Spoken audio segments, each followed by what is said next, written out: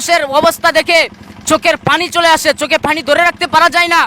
কারণ তাদের বাড়ি আছে, ঘর আছে, টাকা আছে, সম্পদ আছে, আপনার চেয়ে বড় লোক তারা, কিন্তু তারা আজকে দুর্যোগপূর্ণ অবস্থায় তারা শিকার হয়েছে।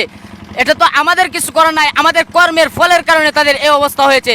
এজন্য আমরা আপনাদেরকে বলি, আপনারা শুধু মানবতার ফেরিওয়ালা যারা মুখে দাবি করে তাদের পিছনে দৌড় দিবেন না। তাদের পিছনে যদি আপনাকে বলে সিলে কান নিয়ে গেছে, আপনি কানে হাত না দিয়ে সিলের পিছনে দৌড়াবেন না। তারা শুধু মুখেই বলবে মানবতা মানবতা মানবতা, কিন্তু কোনো সময় আপনারা তাদেরকে কাজকর্মে পাবেন না। কাজকর্মে যদি এ দেশে পাইতে চান তাহলে উলামায়ে কেরামদেরকে আপনারা পাবেন।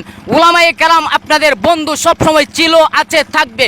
উলামায়ে কেরাম যদি আপনাদের পাশে না থাকতো, উলামায়ে কেরাম আপনাদের পাশে না থাকতো, আপনারা দিন ধর্ম টিকিয়ে রাখতে পারবেন না।